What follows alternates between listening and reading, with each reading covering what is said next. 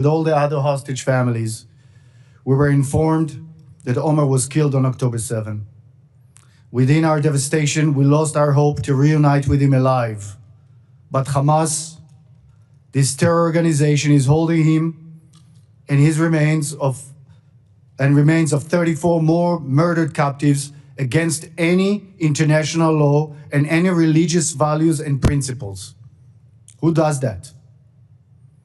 Since the last deal in late November 2023 that brought home over 100 women and children, we've been advocating for a deal that would bring the release of the rest of the hostages. We spoke on every stage, participating in meetings, and we've probably been in the White House over 20 times. And we appreciate that. After months of tireless work of the negotiators and President Trump's election, finally we started to see hostages coming out. A deal was signed, but it is fragile, and only a first phase has been agreed to. We trust that President Trump and his team will make sure that the release continues, among them six Americans that need to come home. And everybody else, all the hostages must come home. The first stage is bringing the remaining women, children, and elderly, and we have to make sure that all the other remaining 76 of them, our brothers, fathers, sons, our soldiers, and the remains, will all come home. We saw how starved and frail the three remaining returning hostages, came out this weekend. They are tortured in the tunnels. It is urgent. We must make sure that the deceased are returned respectfully for their families for an honorable final resting place. Our son Omer chose to put his life at risk to save thousands of others. We owe it to him to rescue the people he gave his life to and bring him home so we can get our own closure. Thank you. Thank you, Ronan. Ilana, will you share with us next?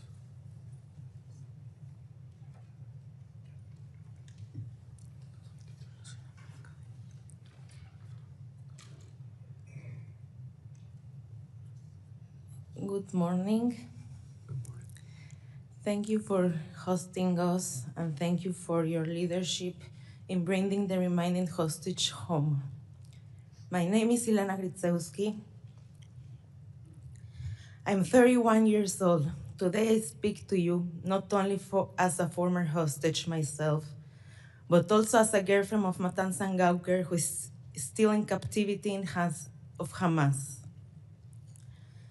On October 7, at 6:30 a.m., when the sirens start, I was already awake, sitting on the couch with my coffee in my home in Kibbutz Nir Oz, near the Gaza border. I ran to our bomb shelter, brought the dog inside, and I screamed for my boyfriend Matan. 10 minutes after the first sirens, we start hearing gunfire and screams in Arabic.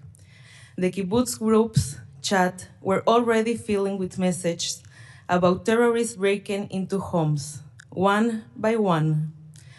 Eventually, our turn came. They broke into our home, shooting everywhere, smashing everything.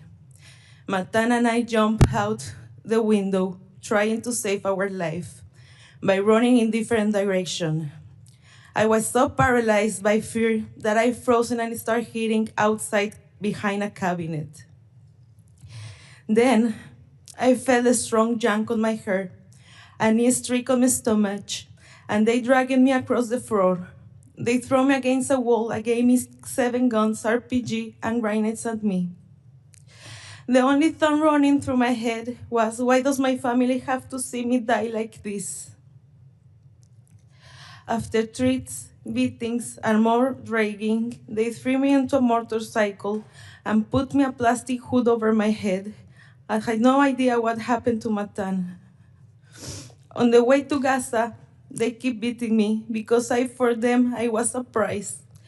They also start touching me everywhere, and at that point, on the motorcycle, I passed out. Physically and mentally, I couldn't handle it anymore. I guess my body preferred to shut down. I wake up in some ruined house, lying on rocks, surrounded by Hamas terrorists. I was suffering for a fractured jaw, a broken pelvis, ear damage for explosion, and a burning leg. And that was not everything. I was also on my period when they kicked me. Try ask Hamas terrorists for a sanitary pad when you can't even move because of your injuries. On the first day, many people came to see me, to play mind games. One of them fixed it on me. He told me I will never leave, that I was beautiful, that we were going to marry and have children. Even if there was a deal, I will not be released. He handed me his gun, told me to play with it, and stole all my jewelry. The next day around noon, they brought me another hostage from near us. That gave me strange. I realized I wasn't alone. We looked out for each other. After a week, they moved us to a different place. I found myself walking through Gaza streets, holding the terrorist's hand if I were his wife. This time they took us to a filthy house infested for cockroach. We slept on the floor with a twin mattress that wasn't a really mattress. We spent about 40 days there, with barely any food, almost no water, constant psychological terror. In 55 days in captivity, I lost 24 pounds. They did not give me any medicine. No doctors came to see me, even though I told them that I was suffering from colitis and anemia. The terrorists detected everything. When we can speak, when we could go to the bathroom, when we could get up, they wake up in the middle of the night for make us interrogations. From the moment I was captured, 2 wars were with me all the time. They did not wear Hamas uniform. They dressed like civilians. They told me that one of them is a math teacher and the other one is a lawyer. For 50 days, they make sure I could not escape. They told us all the time that we are going to be hostage for 5 or even 10 years. About 4 days before my release, someone knocked on the door. We wake up terrified, thinking we are going to be included in the deal. But they came to tell us we are going to home. They changed our clothes, moved us, and prepared us to leave. But it was a lie. They transferred us to a hospital, where we meet a third hostage. The next morning around 10 a.m., they told us again that we are going home. They moved us to another room, braved us, shaking us, gave us supplies, and told us to get into a car waiting outside. But instead of taking us to freedom, they take us to a tunnel. There we saw more hostage, some whom were my friends for kibbutz near us. I saw Eitan Owen, David Cunyo, there who still remain in hands on Hamas. I was only then in the tunnels, after more than 50 days, that I found out that my boyfriend Matan was also a hostage. Just a short distance away, but I couldn't reach him. I begged the terrorists to let me see him, but they say later. The next day they told me I was leaving. I refused. I want to see Matan. I knew that if I would leave, my soul would be remain in Gaza, but they didn't let me stay. So I left with a hole in my heart, promised my friends I will do everything in my power to bring them home. And now I'm keeping that promise. Please, help bring Matan home. President Trump is doing everything in his power to demand the release of all hostages. We are so grateful for that. Please stand behind me. Please leave all the hostages back home. I want to be able to be in my reality. I know with this step flip away, I can get my boyfriend in a bag. I don't want that. I want to be able to be in reality, to get married, to get children. No, I did have to ask all the day why I'm here, but they know. We are all humans with the same rights. We all have family waiting here. Why I'm different, why I'm here, but no. I want to be a bakery again. I want to be able to try to rebuild a life after this hell. And in the only way I can be able to do that is when all hostages come home. So I didn't ask why I'm here, then they know. I don't want to bring my boyfriend in a bag.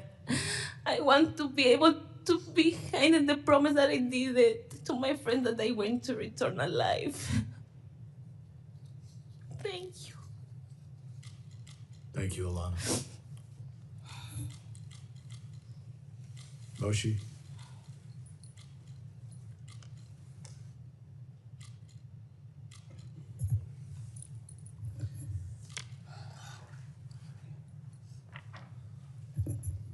Good morning, Chairman Mass and representatives. Thank you for having us today on day 495 since our loved ones were taken by Hamas terrorists and their accomplices. My name is Moshe Lavi. I'm a proud Israeli, proud captain in reserves of the Israel Defense Forces, and most importantly, a proud brother to my sister Lishai Miran Lavi, and a brother-in-law to Omri Miran, who was kidnapped on October 7th. Lishai has been fighting for 495 days for the return of her partner, Omri. She has been fighting so that her family, her two daughters, Roni and Alma, will have their father again. Let me share a bit about Omri. Omri has a beautiful soul, a gentle heart, and a kind smile. He's a shiatsu therapist and a gardener, healing people in his clinic, healing plants in the gardens of Kibbutz Nahal Oz, where he started his life with Lishai. A lover of sport, a literature enthusiast, a man who is connected to nature, a spiritual person who believes in the goodness of the heart of mankind. He met my sister in March 2020, and amid the global pandemic, they fell in love, built a home to themselves, and started a family, bringing to the world my two nieces, Roni, who is 3.5 years old, and Alma, who will mark her second birthday in 2 months, in a month, in March, hopefully with her father. On October the 7th, Omri, Lishai, and the girls were at their home. Hamas terrorists barged into their home, luring them to open the door by using a teenager named Tomer Arava. Tomer begged for his life, so Lishai and Omri opened the door. They wanted to save his life, even though they knew the terrorists would be entering their home. Tomer's body was found a few days later because Hamas terrorists were responsible for his death, despite the fact he was used throughout that day to make people open their doors. For hours, Lishai, Omri, and the girls were held at gunpoint as captives in their own home. They were grouped with another family from the kibbutz, the Dan family, whose eldest daughter, Mayan, was murdered that morning, and were abused. This was all live streamed on Facebook for the world to see. And despite there are naysayers today who are denying the atrocities of October 7th, we have plenty of footage, plenty of videos to showcase to the world of the atrocities Hamas committed that day. Hamas and their accomplices, including civilians, who entered the kibbutzim and the towns of southern Israel, where I grew up, and ravaged them, burning houses with people in them, raping women, killing and injuring countless people. At 1:30 p.m. that day, Omri was handcuffed and was instructed to stand up. That was when he was taken hostage to the Gaza Strip with a few other members of Kibbutz Nahal Oz. Lishai, my sister, told him she loves him, she'll take care of the girls, and ask him not to be a hero. Omri responded that he loves her, and that was the last time they saw each other. Ronnie, my 3-year-old niece, tried to run to him. Luckily, Lishai stopped her. At 5:30 p.m. that day, Lishai and the girls were rescued. My parents and my other sister and her family were rescued as well. I could have been a man without a family. I was in New York at the time. I was lucky. My family survived. By being lucky means that you have a hostage in your family who is being held by Hamas terrorists for 495 days. I'm grateful for all the work done by our great ally, the United States, and its elected officials, you, over the past 16 months, whether by the previous administration and naturally by the current administration, the Trump administration, which has secured a deal that has saved thus far the lives of 26 individuals, Israelis and foreign citizens, who were rescued, released from the grips of the terrorists who held them captive. But our mission is not done. Our mission as families is to keep amplifying the voices of our loved ones. I'm here not to speak as Moshe, I'm here to speak as Omri Miran, who is calling from the dungeons of Hamas for the rescue, asking his own government to do everything it can to preserve our ethos, Israeli and Jewish ethos and social contract, to redeem our captives, asking for the international community to hold accountable the perpetrators of October the 7th and those who funded and sponsored them, including countries like Iran,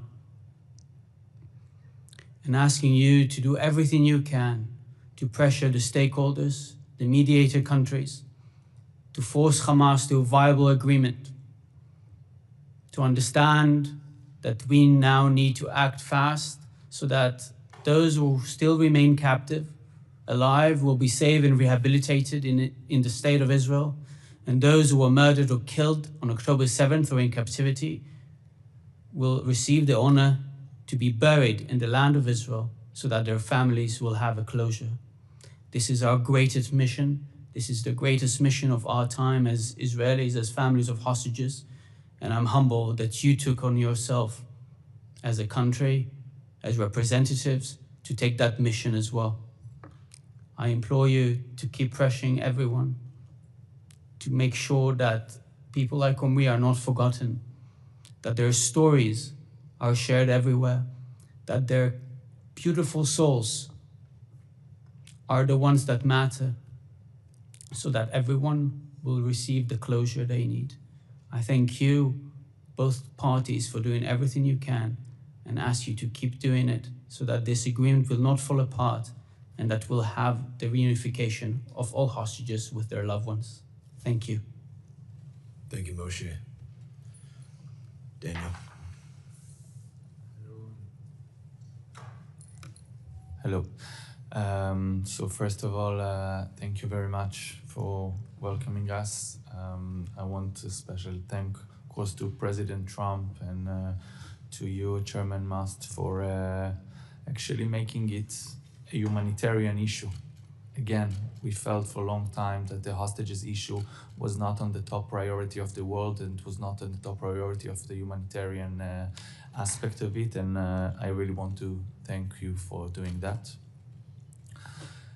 The stories of Ilana and Moshe, stories of Ilana as a woman and Lishai.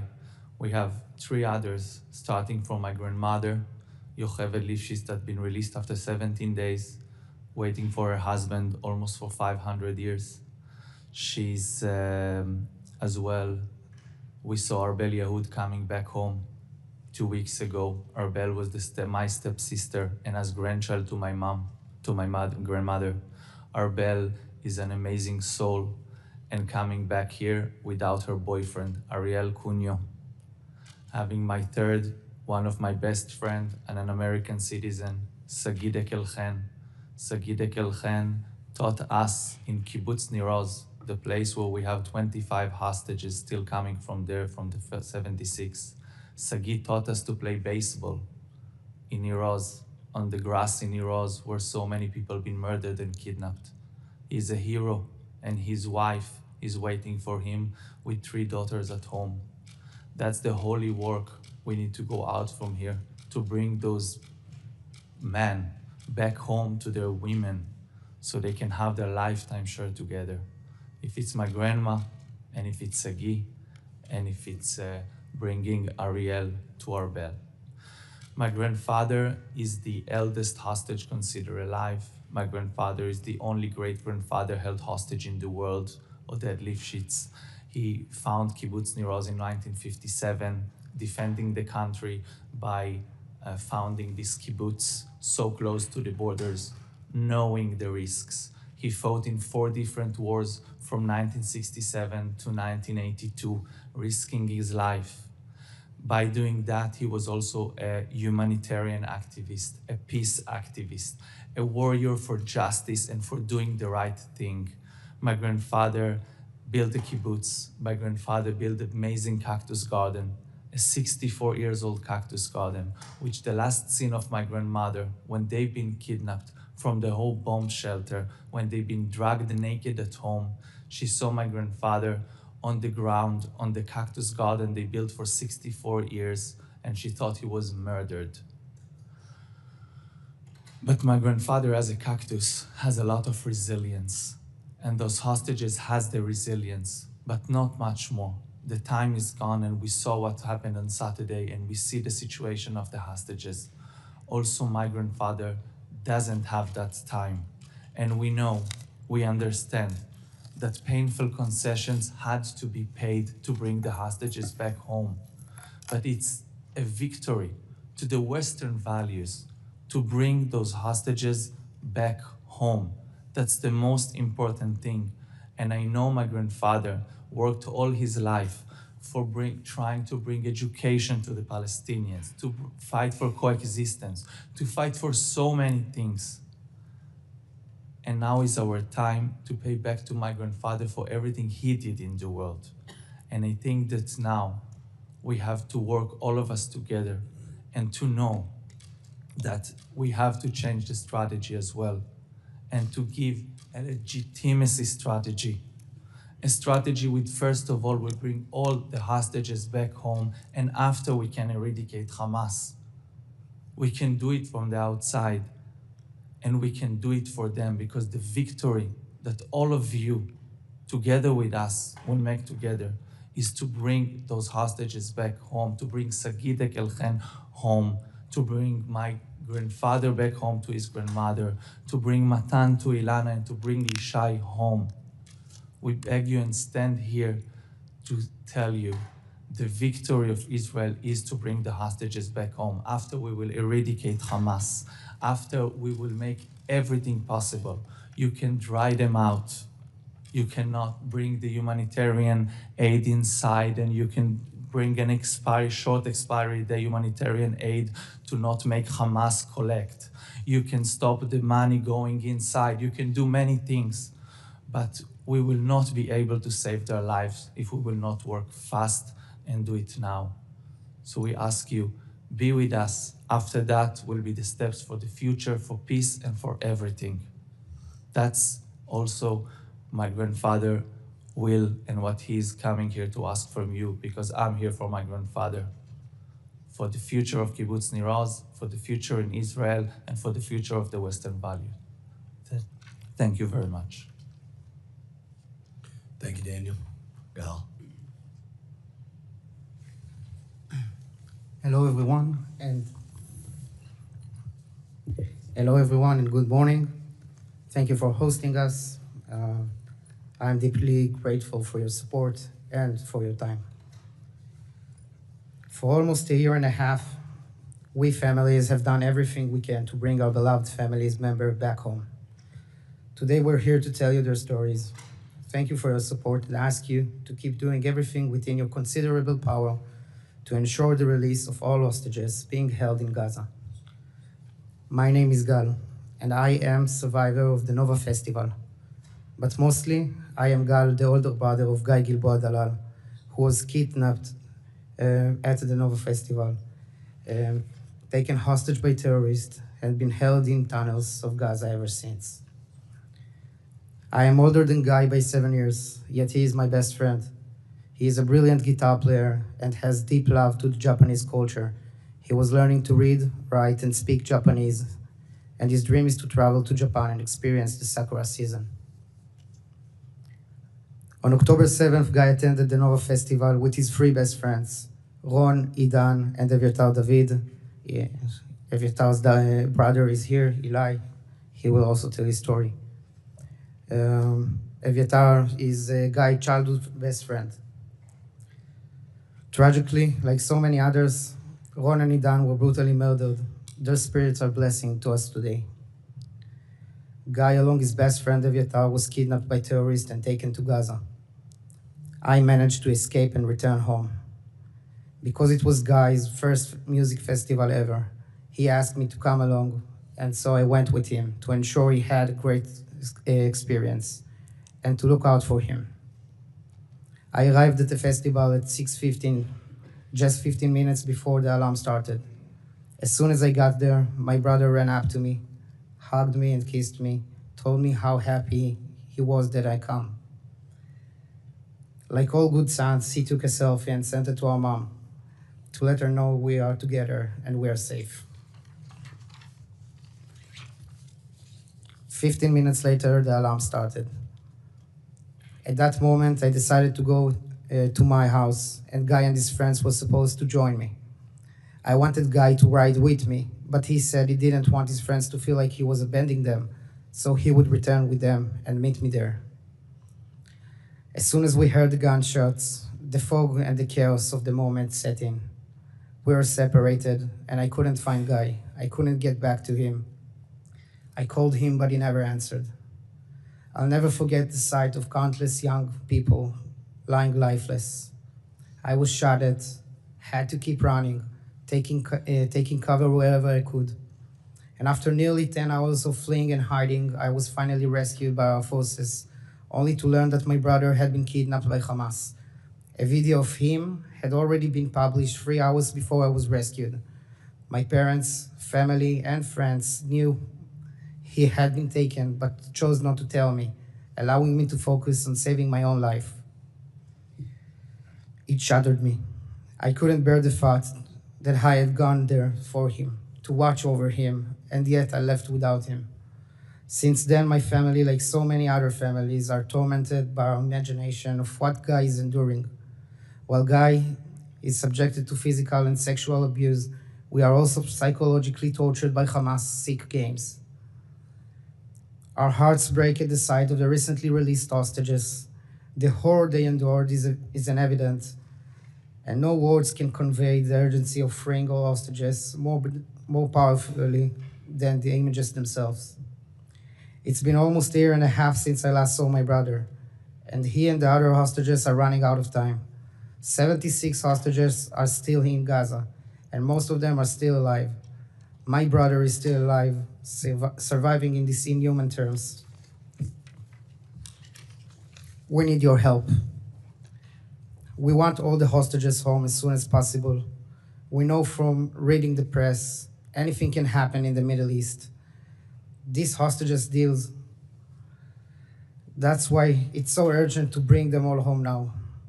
We need Hamas to stick to phase 1 of the deal and to agree to phase 2. I believe President Trump wants to and capable of bringing lasting peace to the Middle East. He understands that the only path forward is the immediate release of hostages. Every single time he has spoken about Israel, Gaza, or the Middle East, he has brought up the hostages first. He has taken personal responsibility for this issue. You can't imagine what it means to us. I will do anything to see my brother again. But I also know in my heart that any last peace in the Middle East begins with release of the hostages. Without them, the healing process that the regime so desperately needs cannot begin. With your support, I trust President Trump will bring them home, save my brother, and give us a true opportunity for lasting peace. Thank you again. Thank you, Gal. Eli?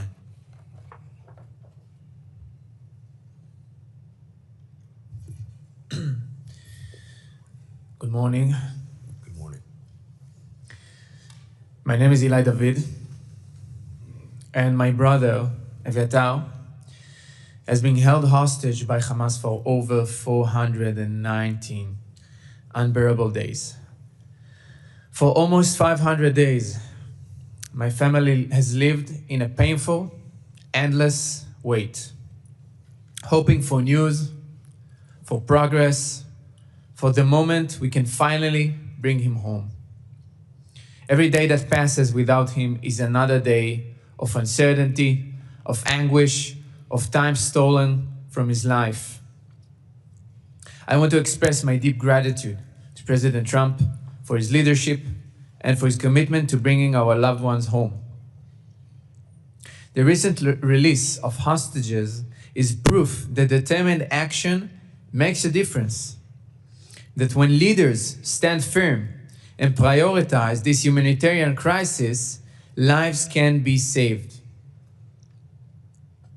We've seen progress, and for that, we are thankful. But we are not there yet.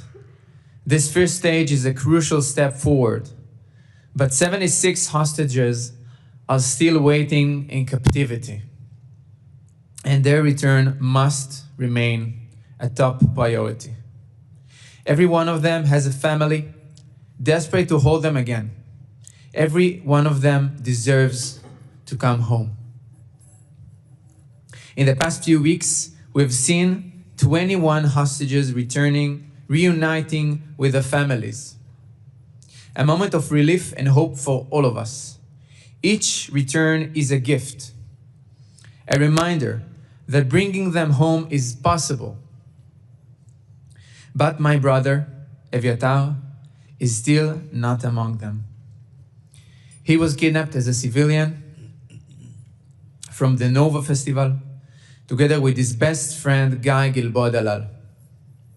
Both taken in an instant from the life they knew. While we celebrate those who have made it back, we cannot lose sight of those who remain. The mission is not over until every hostage is home. My brother was 22 when he was kidnapped. Now he's 24. He's the kindest person I know. He's an amazing guitar player. We play music every week. And I miss him so much. The second stage of this deal cannot wait. The lives and honor of 76 people are hanging in the balance, and we must ensure that we keep moving forward. We cannot afford to let momentum fade. We cannot accept the delays. Every day that passes makes the suffering worse, and our determination to bring them back must only grow stronger. I trust President Trump can help get us there.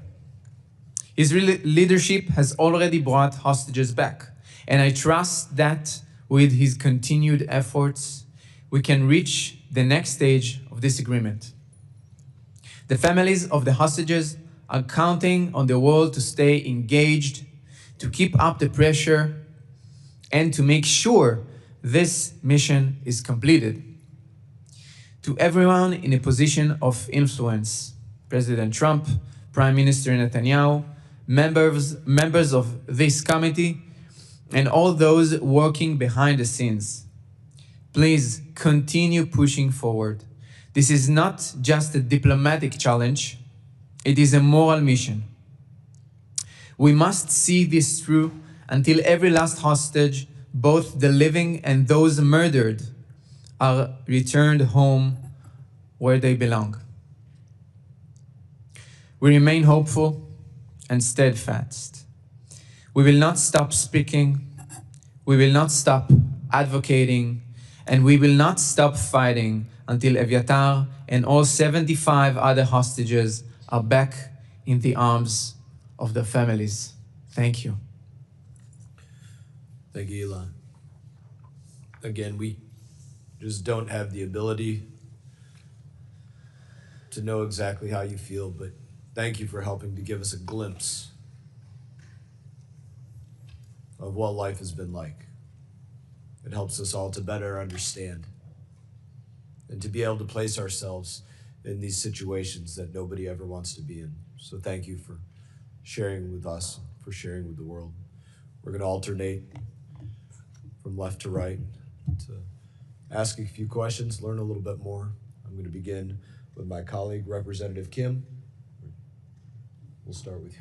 We'll start with Representative Kim. I didn't mean to hit you while you were standing up. My apologies. And then we'll alternate back to this side.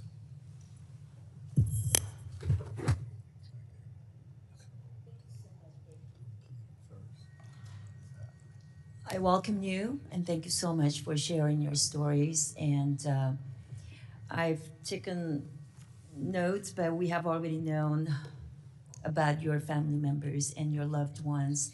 And so I just want to echo the commitments that our Chairman Mast and our ranking member and the colleagues here today are making, and that we will not rest until all hostages remains,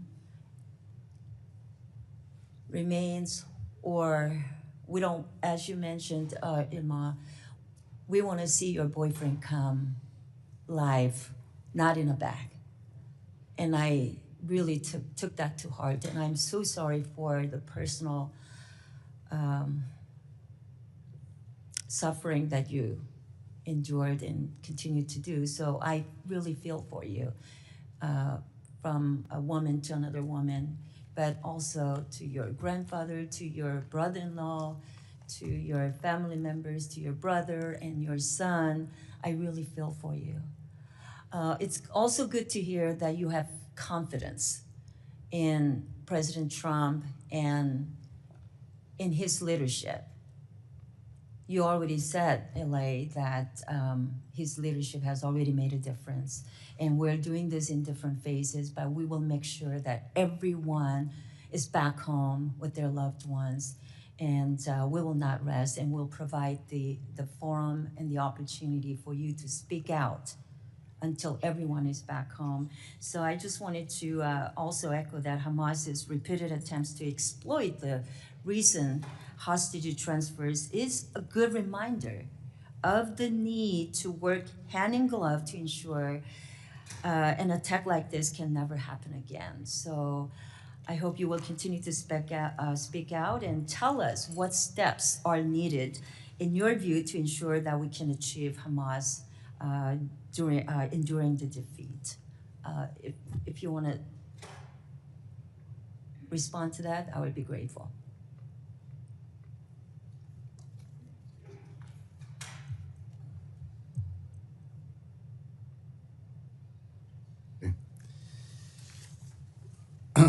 Thank you again. I think there are multiple areas that Congress can help. Probably the most important is to support President Trump administration in their efforts to bring our loved ones back home. We know how much they care. We know how much the people travel all over and do whatever they can, and they need all the support from Congress. So that's a first. The second, from our perspective, there are some economical sanctions that should be put on any charity organization that support Hamas to this day, and we gotta block them. We gotta make sure that Hamas is not getting any financial aid. And that's something that obviously is done through different countries. We keep on hearing that there's still ways that they're getting their funds. And both Hamas and Iran, their biggest supporter, should be blocked. And then from our perspective, we also feel that the Arab countries need to take action against Hamas and say loud and clear that even according to Islam, holding hostages remains is against any religious values, and they should call on Hamas on that. And Hamas should release immediately the remains of hostages taken and not use them as bargaining chips. That's against any religious value and any humanitarian law. So thank you. Thank you for taking this into consideration. Moshe? If I may add, and thank you for asking this. So as we mentioned, 21 hostages returned, there are still 76 who are held captive. And in this moment in time, the most important thing is, from elected officials, is to emphasize to whoever they speak, whether to other elected officials, whether to the administration or to the wider public, that the first mission we have in this war, and the most urgent one, is the release of the hostages. Anybody who studied history and war studies and served in the military know that there are urgent missions, short-term missions, and there are medium and long-term missions. Our medium and long-term mission is to ensure Hamas is dismantled alongside its accomplices, such as the Palestinian Islamic Jihad, ensure Gaza is a different place to the one it was on October the 6th, ruled by Hamas as a ruthless Islamist authoritarian quasi-state. But in the short term, the only thing we can do right now as a key to stabilize the region is to ensure all the hostages will return, those who are alive to rehabilitation and those who were murdered to be buried in the land of Israel. I was asked yesterday by an elected official who met the King of Jordan what I want him to ask the King. And like Ronen said, what we ask the international community and the Arab countries is that they'll learn not just to say no to proposals, but to say what they can do. What is their proposal on the table? And I saw President Trump yesterday meeting the King of Jordan and emphasizing to him, you need to bring us a plan. If you don't, we're not coming on board to our plan. And it seems that he heard that message. I implore you to make sure we pressure international stakeholders. I felt that in the past, including the previous administration, those regimes were not held accountable and were not pushed to the corner in order to provide us, victims of Hamas atrocities, and those are Israelis and Palestinians. Palestinians are also victims of Hamas, to give answers. Let's make sure that the hostages remain on top of mind and that we can see an end to this ongoing tragedy and a vision for a better Middle East in the long term. Thank you. Representative Keating. Thank you so much, and thank you for being here. For some of you, it's 3 times I've met you and talked with you. Iana, thank you for telling us and the courage you had telling us what it was actually like in captivity. It's hard to say this about someone who's like Matan, who's held hostage, going through brutality. It's hard to say he's blessed, but he is blessed that he has you and your love and courage, and he's not alone. And I think he knows that. I always have felt awkward when we talk about this issue and use the term the hostages. And thank you all for being here, because the reason that is so inadequate is because these are people. They have names. They have Omar, Matan. They have Ariya, Amri, Gal, Etar. They have names. And they have relationships, son, boyfriend, grandfather, brother, sister, mother, father. And thank you for every time you come, every time you speak up, that transcends. And it's important because this isn't just an issue or a policy. These are human beings. And you reinforce that, and it's essential. We also have our values together being held hostage. The values of Israel, the values of the US, of all our allies. And we have to always be mindful we are all being held hostage in that respect. Those of us that respect justice and decency, humanity, and we have to remain close so that we can be stronger against the opposite. We have an agreement now. Sides have come together for an agreement. Imperfect as it may be, it's an agreement. And so let me just tell you at this moment, because we deal in the moment, and you've all dealt in the moment in the roller coaster that you've been through. In this moment, I think it's important to have a mindset, all of us, of not how this deal can't be held, but how it can be held. Let's get through this moment. Let's both sides work together to just get this imperfect deal through so the hostages, so the individuals will be released and brought home to their loved ones. And until we do that, we can't rest. So that is the mindset, I think, of all of us here. It was a difficult agreement. Democrats and Republicans all working together on both sides because it's not a partisan issue. It's a human issue. And your presence here is so important to reinforce it. And I just want to thank you for continuing doing something that you didn't sign up for, something that was thrust upon you inhumanly, and something that I trust we can bring to an end, at least in this moment. Thank you. Thank you, Representative Keating. Representative King. Thank you, Mr. Chairman. Thank you for being here and sharing your stories and your loved ones' stories. It's extraordinarily important, not only on October 7th, but in the 495 days since, that you share those stories on every platform that is available so we can continue to show the atrocities that Hamas continues to commit, the fact that Iran is supporting Hamas each and every day and is the head of the snake. We need to hold the terrorists accountable who masterminded the October 7th attacks.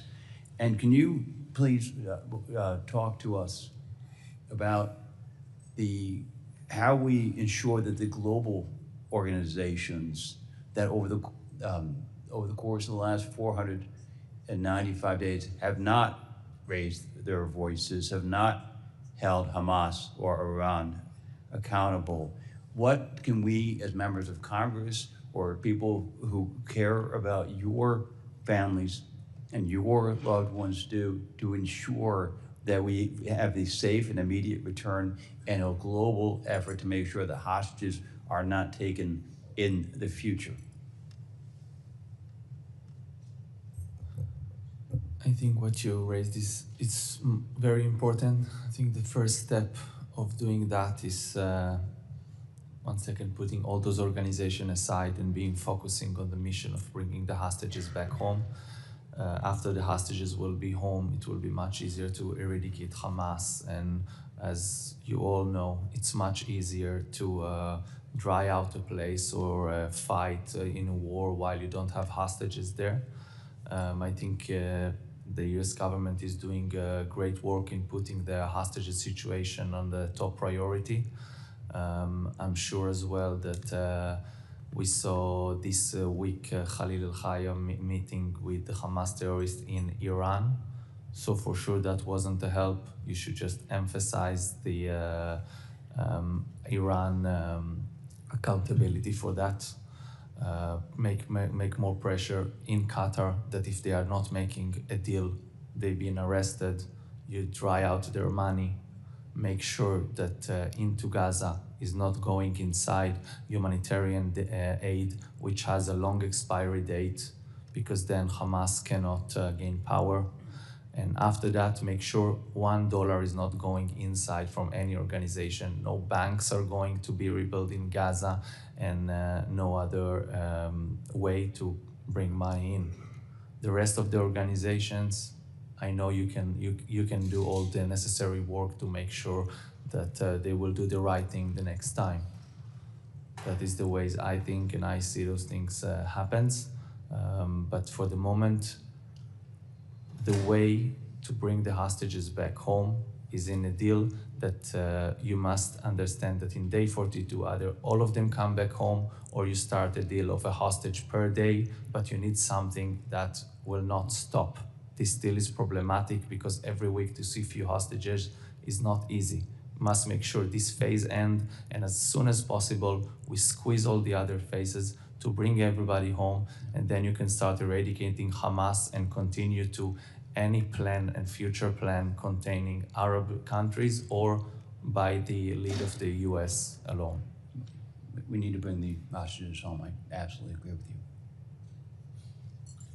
you. Add, let us first make sure all the hostages return, and then we will pursue every avenue of justice to hold account the WHO for allowing hospitals to be used as military infrastructure for holding hostages, to hold accountable UNRWA for allowing its employees and its infrastructure to be used by Hamas terrorists, and to hold accountable every organization in the world through sanctions for allowing this to go on for so many days. They are part of the problem, but now President Trump and his great team are trying to find a solution for the short-term problems. And I'm sure you'll be doing everything as Congress to hold accountable those who are supporting Hamas directly or indirectly. Yes, we will. Thank you. Thank you, Tom. Let's get him. Thank you, Chairman, and thank you, Congressman Meeks, Ranking Member Meeks, for including me here today. And thank you to all of you for coming and sharing your stories with us. This is not an international conflict. This is about, as Moshe said, beautiful souls.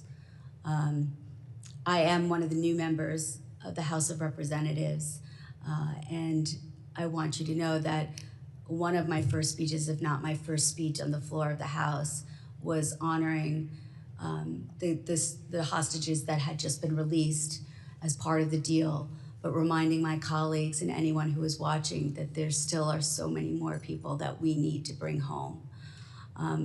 I represent Long Island, home of Omer, and although I did not get to know you during the campaign, Mr. and Mrs. Neutra, I was there for your memorial service for Omer. And I'm so sorry that I did not get to know your son because he is a beautiful person. And I'm sorry for his brother because I hear the love of the brothers here about their missing brothers. And I'm so sorry for your family's loss. And I just wanted to be here to let you know that I will not rest and I will work with my colleagues day in and day out to get your loved ones back to you. Thank you for being here. Representative Lawler. Thank you, Mr. Chairman, and thank you to each and every one of you for being here, for sharing your story, your experience, and that of your family. For 495 days, this travesty, this miscarriage of justice, this crime against humanity has endured. And each of you, in your own way, have had to live through hell.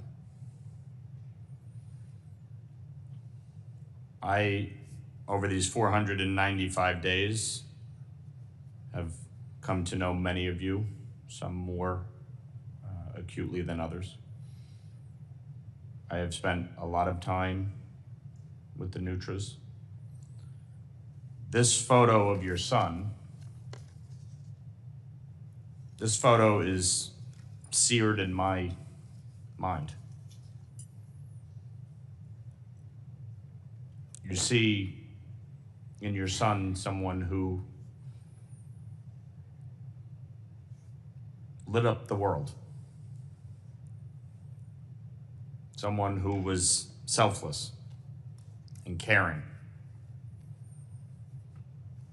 Someone with purpose. Having met your son Daniel, I know the impact this has had on him as well. I spoke to both of you the day that you found out that your son had in fact passed away on October 7th. For 430 some odd days, I watched the two of you traverse the world, meet with every leader around the globe, speak before tens of thousands of people, all with the hope that your son would come home. I don't know how the two of you, or any of you, have put one foot in front of the other for 495 days.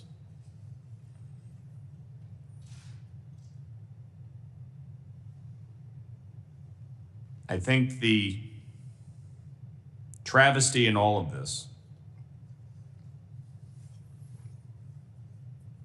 is that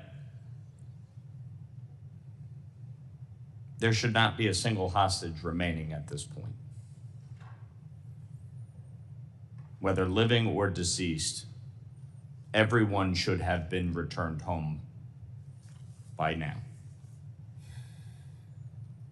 And so what each of you are doing by continuing to put a face on this, by continuing to make this the priority, it is essential. Because there really can be no peace unless every single hostage is released. And that's before we even get to addressing what to do with Hamas.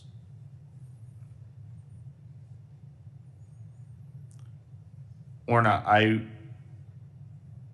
if you would like, if not, I understand, but I think it's important for people to understand the full range of emotions that you both have had to endure over these 495 days, in which you had so much hope that you would be able to bring your son home alive,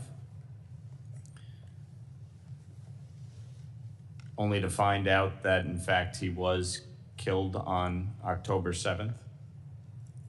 And now, in this fight to bring him home, what is that mix of emotion like, and how have you been able to proceed forward?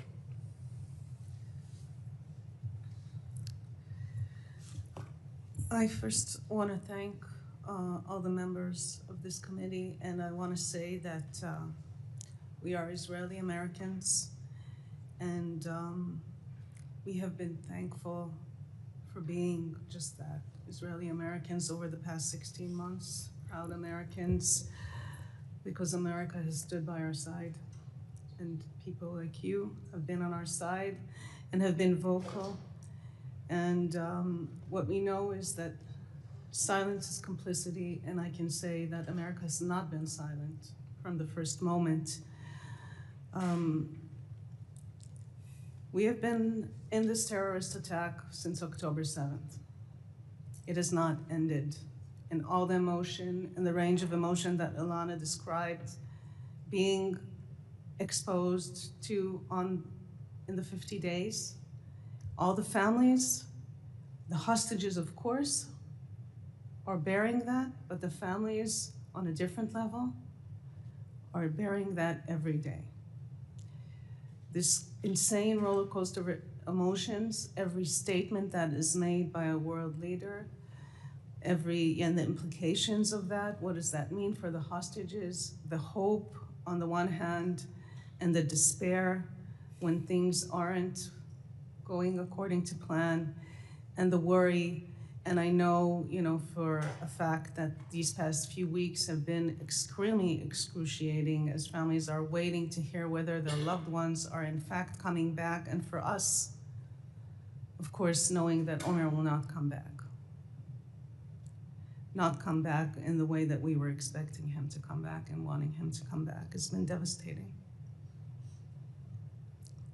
But we continue what we're doing because there's no way for the families to move forward before they're all back. And this is not just in speaking, it's true. Lives are stuck. And the whole region is stuck, and the state of Israel and the people are bleeding and are hurting and cannot move on. So as been stated here, before anything else, we need to bring them back. And I also want to say, to respond to the question about the different organizations, and this is the House Foreign Affairs Committee, and I think going back to what I said before, America has not been silent, but many organizations and other world leaders and countries have been silent or has not spoken strongly enough against what is going on. And I know that last year we spoke about this in the White House with the National Security Advisor. Said it does not make sense that only America is making so much noise. And a coalition was created for other world leaders to express condemnation for Hamas or to speak about the hostages coming home, but it's not enough.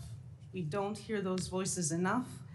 I know a lot has been said about the American Red Cross or the Worldwide Red Cross. They have not seen any of the hostages.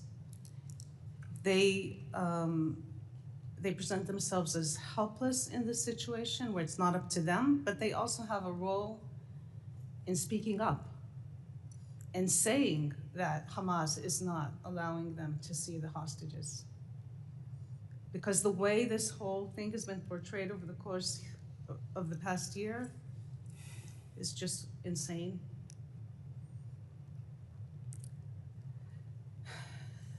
So we still have a lot of work to do. And there will be a lot of work to do in making sure that this doesn't happen again. But bringing back to the focus, we need to first bring them back. I just want to add a quick reminder on the record. 45 Americans were murdered on October 7. 45 Americans. Where is the outrage? This is a big terrorist attack on Americans as well, not just on Israel. And we got to support these families. And I know, Representative Lawler, what you've done in that direction. We appreciate that, and it has to come to its final. And thank you, Brett, for everything you've been doing. All right. And still, again, 6 Americans there among the 76. Thank you. Thank you. Mr. Snyder. Thank you. In many ways, you leave us speechless.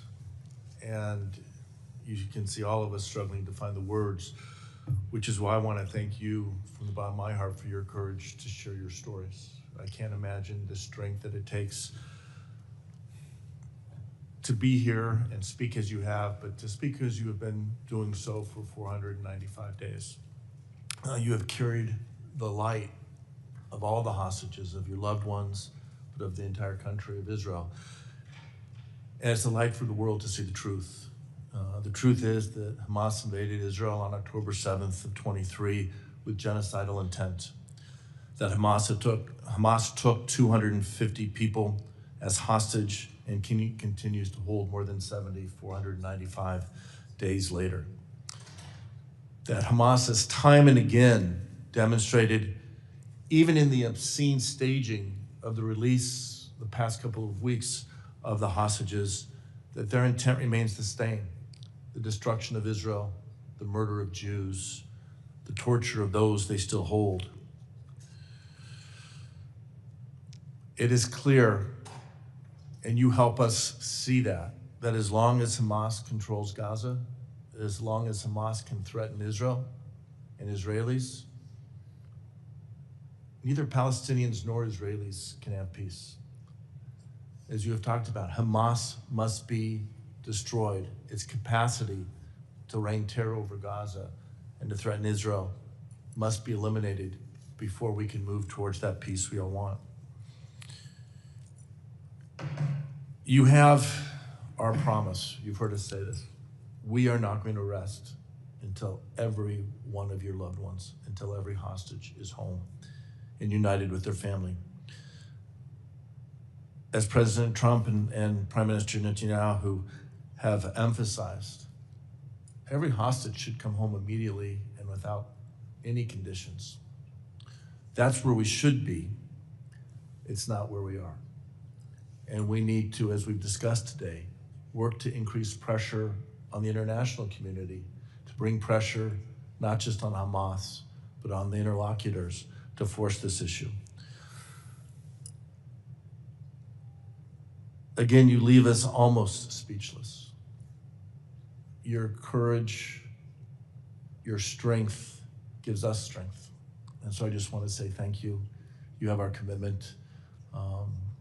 To Alana and Daniel, I'm from Chicago. Chicago has made it our community has made it our personal commitment to help Nero's rebuild. Daniel, I took great comfort in you talking about rebuilding Nero's. And now I speak not as a member of Congress, but as a representative from Chicago and the Chicago Jewish community. We are going to do everything we can to be by your side as long as it takes to make sure Nero's and the beauty of Nero's and every community is restored and Israel's strength and the strength of Jewish people is established.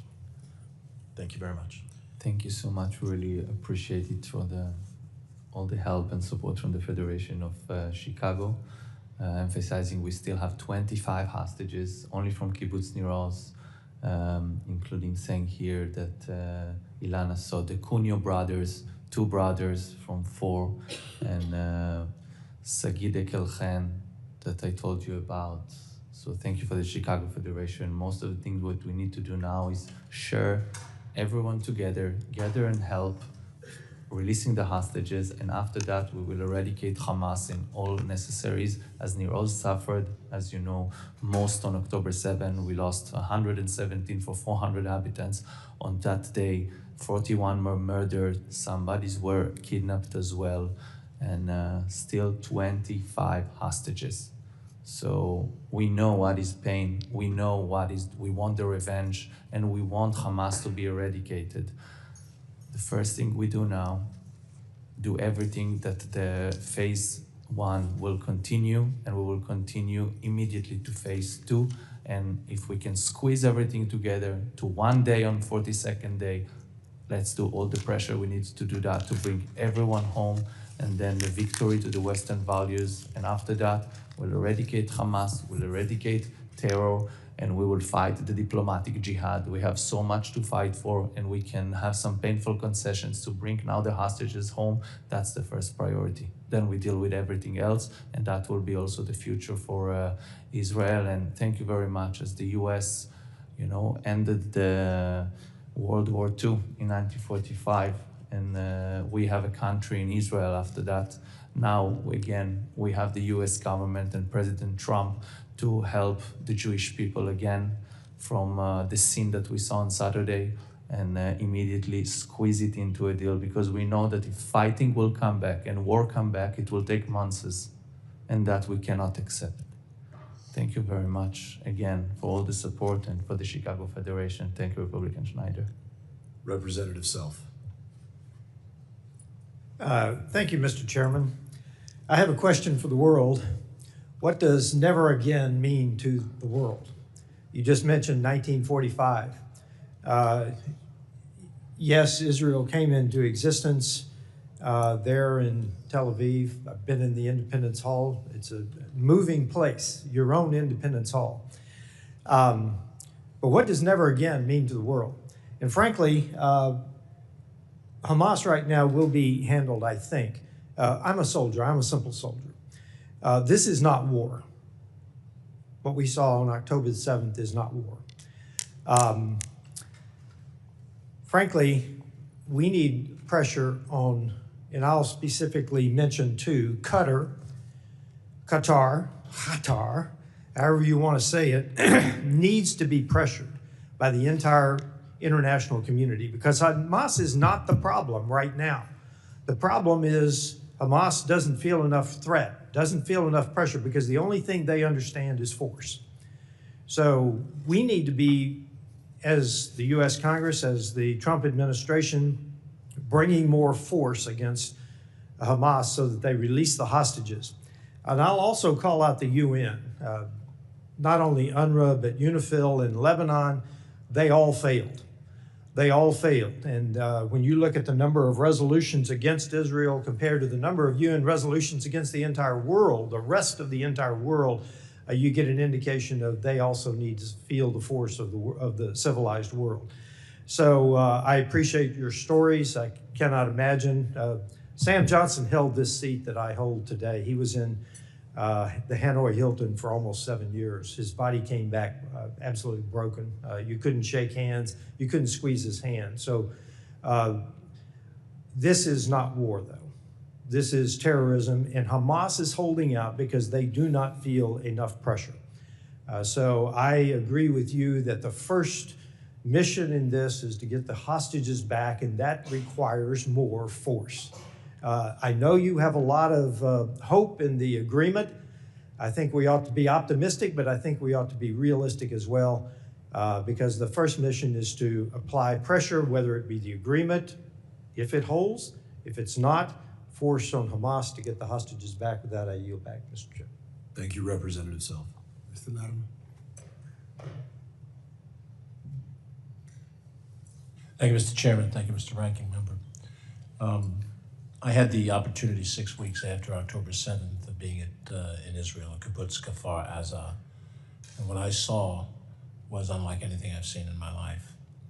And as I sit here and listen to your story, I don't think of it in geopolitical terms. I think of it as a father of a grown daughter, and I think of it the way you think of it as your child. Were she under other circumstances at that concert?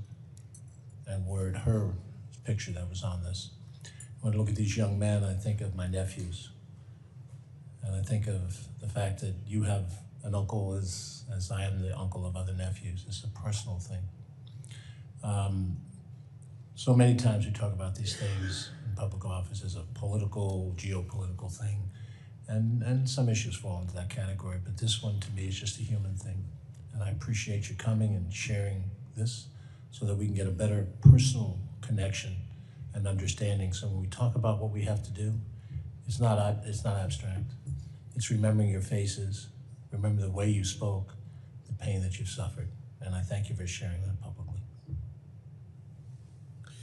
Thank you, Representative. I just have a couple of follow-on questions. Alana, I wonder if I can ask you a few specifics about them bringing you into the public. Did they bring you into the public more than once?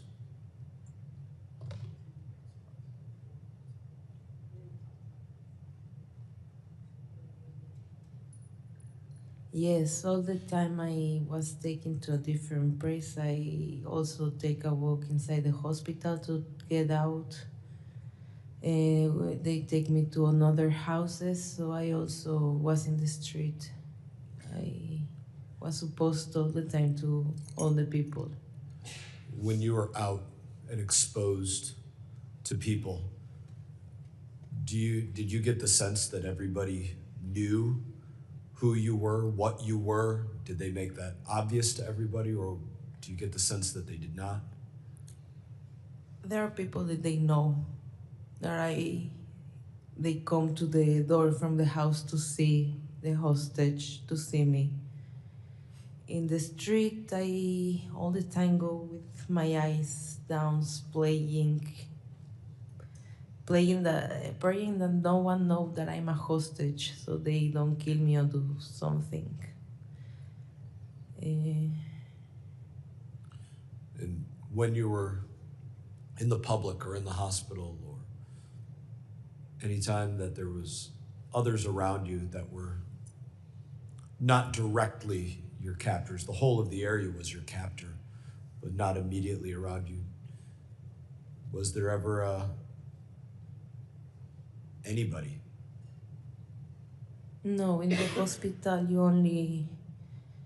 you go through all the people with Hamasnikim before and after you, so no one can get you. And we get in area, so they close you in a room. And you are alone with people in the room waiting, someone bring you food, water, take you to the bathroom. If no one is there, you need to do your needs in the basket, in the trash, in front of everyone. Thank you all for taking the time to share with us today. Representative Mast, yes, please. I know that we heard from the recently returned hostages, the female soldiers, that they were being held part of the time in humanitarian area, and that people knew, and there was no one that offered any help or any consolation or any empathy or sympathy.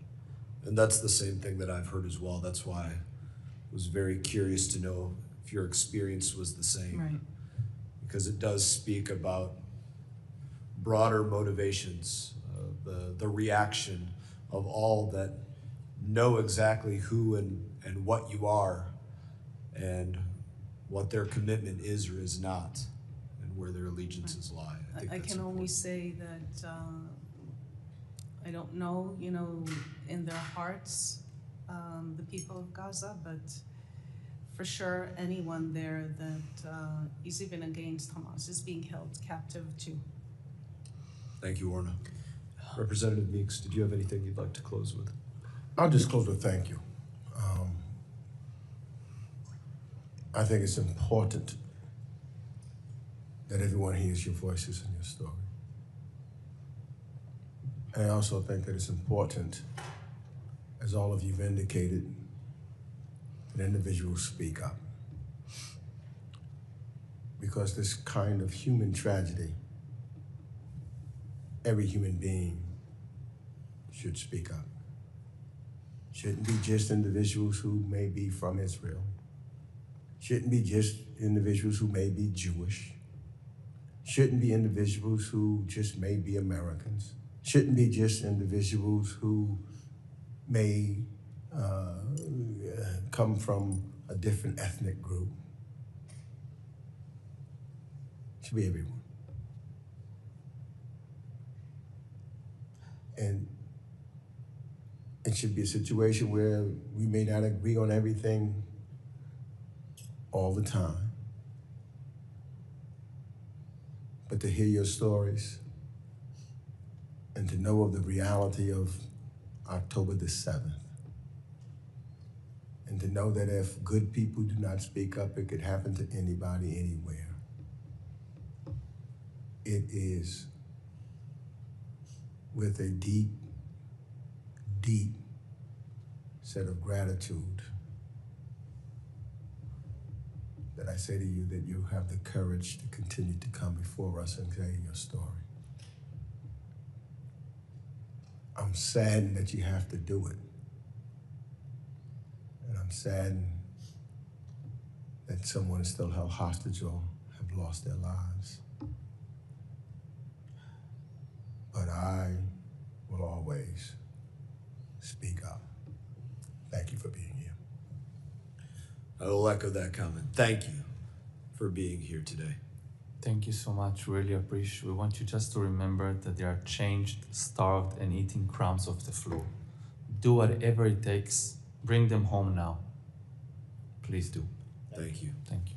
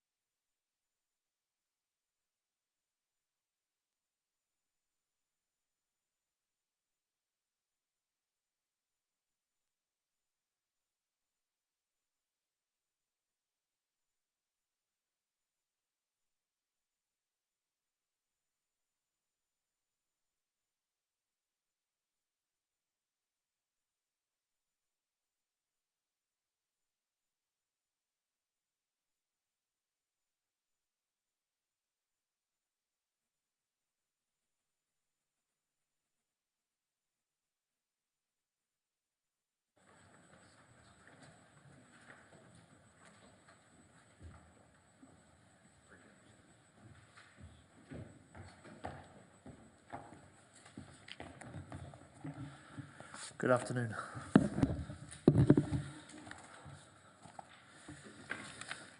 Good afternoon, everyone, and thank you for being here. I'll now report back on behalf of the 46 nations and partners that were present this afternoon at 1 week's notice at the 26th Ukraine Defence Contact Group meeting this afternoon, which I had the privilege to chair. Let me begin by thanking Secretary General Rutte, both for hosting us today at NATO HQ and for the leadership that he's shown on Ukraine since he took office. What we saw today at the UDCG was almost 50 nations making a clear commitment of allies across the world to continue stepping up the support we give to Ukraine in their fight for freedom, in their fight for the future of their country and the future for our wider security. Ukraine walks away from this meeting backed by members of this group, backed by billions of dollars worth of arms and ammunition committed today to keep their warfighters equipped in order to help increase pressure on Putin, to help force Putin to the negotiating table, to help bring closer a durable peace. Can I also say it was a pleasure in his third full week in the job to welcome Secretary Hegseth. He confirmed the US's continued commitment to this group, to Ukraine's pursuit of a lasting peace, and the importance of security guarantees beyond. We heard his call for European nations to step up. We are, and we will. NATO allies pledged 40 billion euros in military aid for Ukraine in 2024 and then went on to deliver 50 billion. The majority, nearly 60% of that aid to Ukraine last year came from European nations. And while at the same time we did more on Ukraine and will do more, we did more on defence spending and will do more. So last year saw an increase of 20% in the defence spending of the non-US NATO nations. Europe is stepping up. And finally today we saw a clear commitment to ratchet up the pressure on Putin, military and economic, as Secretary Hegseth said, unleashing US energy production and energy sanctions to further degrade the Russian economy. Looking ahead, we all agree that 2025 will be the critical year for the war in Ukraine. Minister Umerov, who was with us, described how Ukraine's courageous fighters on the front line are hurting Russia. In this conflict that Putin believed he could settle within 3 days, nearly 3 years on, 850,000 Russians have been killed or wounded. Over 1,500 a day, almost double the rate of this time last year, are being killed or wounded. A total of around 60,000 in the last 6 weeks alone, according to our UK Defence Intelligence. But as we saw overnight, the death and destruction in Kyiv, Russia is still ruthless, Russia is still dangerous. And at this critical moment, we will step up further our support to Ukraine. President Zelensky and President Trump have both spoken of their desire to see peace through strength. And the commitments made through the UDCG provide the collective strength that we need to achieve that peace. For our part, the UK will spend £4.5 billion on military aid for Ukraine this year, more than ever before. And today I announced that we will also provide an additional £150 million of new firepower, drones, tanks, air-to-air missiles. More broadly, this government continues to step up our leadership on Ukraine and in NATO. The UK offers unique capabilities to the NATO alliance: forward land forces, fifth-generation fighter jets, our nuclear deterrence. Our UK commitment to NATO is unshakable. And Ukraine's security matters to global security. That's why the UDCG is an international coalition that stretches beyond Europe through to the Indo-Pacific, to South America, and to the Middle East. Because this was never a war about the fate of just one nation. When the border of one country is redrawn by force, it undermines the security of all nations. And if aggression goes unchecked on one continent, it emboldens regimes on other continents. And so, on stepping up support for Ukraine, we are and we will. On stepping up for European security, we are and we will. We're 50 nations and partners strong, determined to stop Putin's war, determined to do so together, united in our pursuit of peace through strength. Thank you. I'm now going to call three questioners, starting with Johnny Beale from the BBC. Thank you, Secretary of State. Until now, the Ukraine Contact Group, which you've just chaired, and NATO have been able broadly to present a united front on Ukraine. Today, the new US Defense Secretary has punched a hole in that unity. No NATO membership for Ukraine, he says. He says that Ukraine cannot expect to go back. It's unrealistic to go back to its original borders. He says there will be no US guarantees in terms of boots on the ground in Ukraine if there's a negotiated settlement. Do you accept that that is completely contrary to what you've been saying and many of your NATO allies have been saying for the past few years? And also on the subject of security guarantees, if America doesn't put boots on the ground, do you really think that Britain, Europe, other NATO allies can fill that void, are willing to do that? Thank you very much.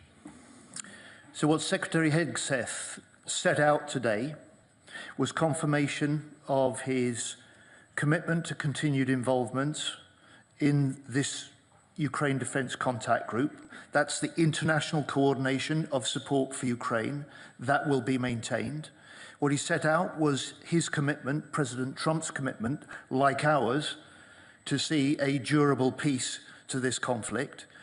And what he set out was a determination to work alongside, but also see other nations, especially in Europe, stepping up to support Ukraine, which we will, stepping up to do more on European security, which we will, stepping up to do more on defence spending, which we will.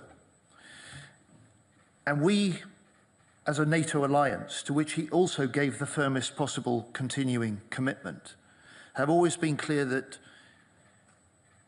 Ukraine's rightful place is in NATO. That is a process that will take some time.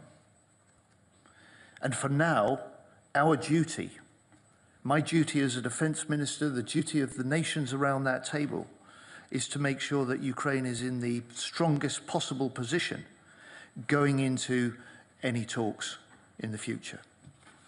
Thank you. I call, forgive me, I've got my list here. Claire Sebastian, CNN. Thank you very much for taking my question. I want to follow up on the comments around the US Defense Secretary ruling out NATO membership for Ukraine as part of a peace settlement. Look, no one ever suggested that that was imminent, and certainly not the Biden administration, but do you think spelling it out like that risks looking like capitulating to one of Moscow's key demands when clearly they are looking for signs of weakness in this transatlantic alliance? So the nations around the table, the UK is strongly behind President Trump's determination to secure an end to this conflict, to secure what he has said he wanted, which is a durable peace.